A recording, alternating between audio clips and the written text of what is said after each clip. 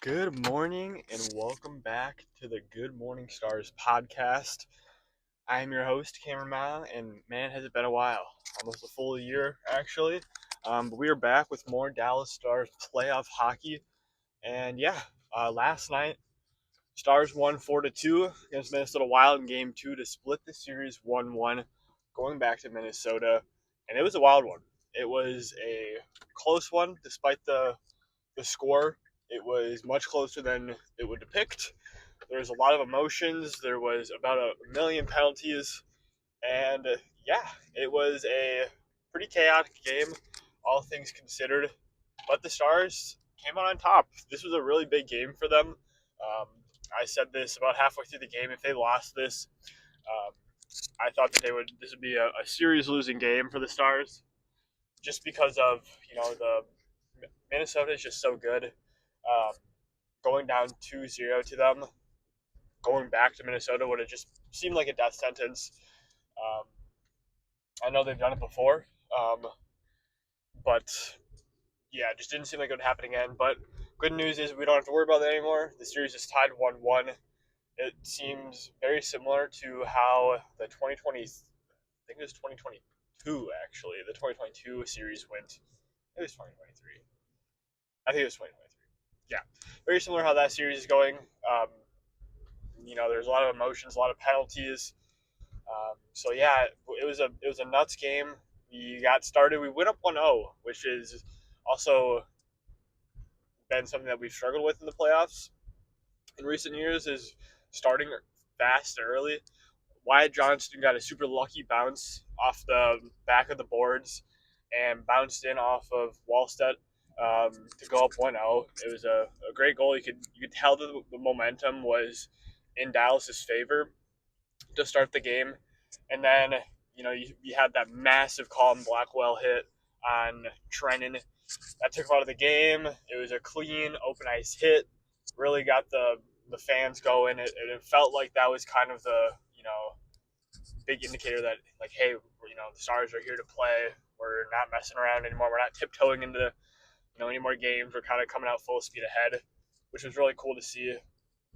I hope Trennan's okay, obviously. But for the pure optics of the game itself, it was really good for the Stars. Um, but yeah, then Brock Faber tied it back up 1-1. It was a really nice goal. I'm trying to remember on what happened leading up to the goal, but um, yeah, it was a pretty sweet goal. Recollecting the puck out in front, putting it over Andres blocker. Um, as much as I don't love the Wild in this series right now. The Wild, I'm from Minnesota, so they're one of the teams that I watch a lot, keep up with quite a bit, and it's really cool to see Faber kind of blossom into the series he's having so far. He's played really well the first two games, and he continued it with a goal here. But this kind of definitely settled the stadium, the AAC back down. Um, as the Stars were obviously trying not to go down 2-1 after starting 1-0. That ended up not happening. They scored again. It was, shoot, who got that goal? Oh my gosh, I can't. I'm just blanking on who scored the second goal. Um, uh, wasn't the Robertson goal? It was the Duchesne goal. Duchesne had a really nice goal, ranted into Duchesne. It was a 2-on-1, like mini 2-on-1 situation, and Ranson just put a beautiful pass right on Duchesne's stick in the low slot, and Duchesne put it 5-hole on Wallstedt. It was a really great goal. One that you could say Wallstedt should have closed his legs on that one, but um, I don't know. Nonetheless, it was a great goal. It's nice to see Duchesne get one early because we've seen him in the past couple of years kind of struggle early on, and it seems like that kind of gets in his head a little bit, maybe makes it a little bit harder to get one later on. So getting one game two, especially after having some decent looks throughout the first two games, it was really good to see. Also good to see Rantanen make a nice play. He had a bit of a rougher game, I thought, especially on. We'll talk about it in a little bit, but I didn't think he had the greatest game of all time. But win is a win. So yeah, so we're up 2-1, and that's kind of how it stayed for most of the rest of the game. In between that, though, a ton of penalties.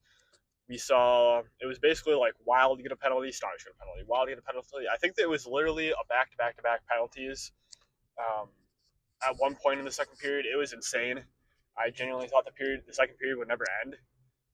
Stars played pretty good on the power play. I think they ended up with one for something. I think they had one power play goal. Um, yeah, I think it was just one power play goal. Penalty kill was really really good. I don't think they allowed anything. I don't think the second favorite goal was on a penalty kill. No.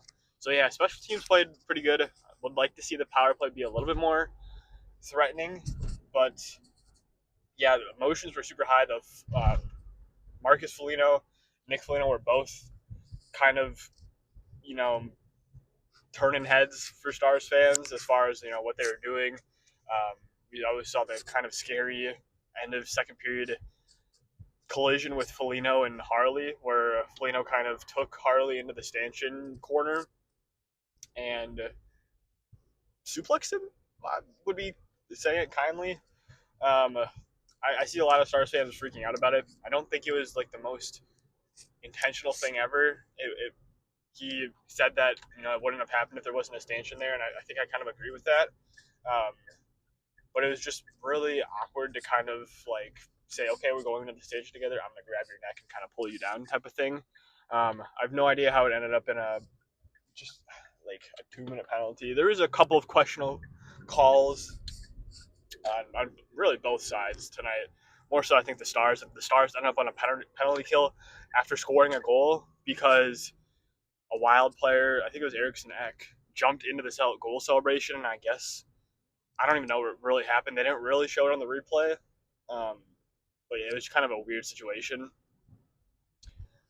But yeah, so going into the third period, we were up 2-1.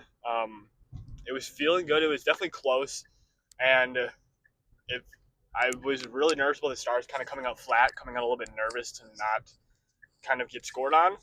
But they came out really well. I thought they, kind of had very similar intensity throughout the early minutes of the third, and then we ended up scoring that Robertson goal, where Lundqvist made a great play, great shot, and Robertson just had a really really high quality tip, and it just beat Wallstead.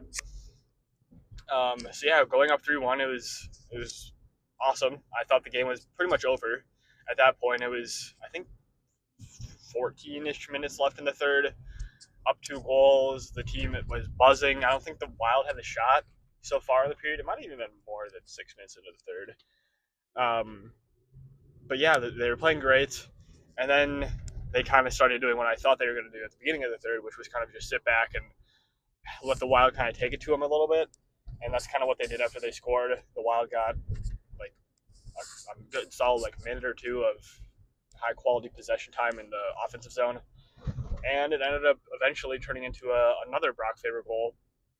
This one being a bit more of an unfortunate bounce. Someone tried to make a cross ice pass to Kaprizov, and it got broken up, and it scored it out right to Faber on the point, who was able to walk down a couple steps and just rip one past Onger, which was maybe one that you could say that he wants back. Onger wants back.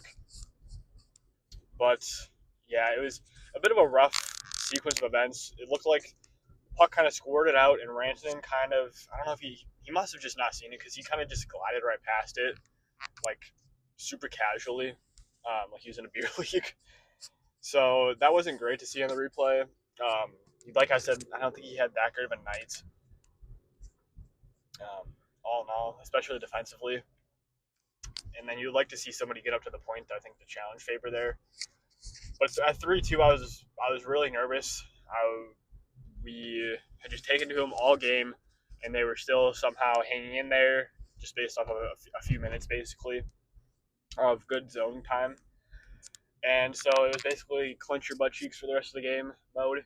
And yeah, we ended up barely hanging on. It was a little nerve-wracking, though, as with 3 minutes left, the Stars went on a penalty kill because they had too many men on the ice, which is pretty crazy. You don't see that. I mean, super off. It's not a super common call. It just looked like there was a kind of a mix up in the line changes. It wasn't a super deep clear out of their defensive zone, and so I think too many people tried to come on too early because it was such a shallow clear. And yeah, so we went on the penalty kill with 3 minutes left.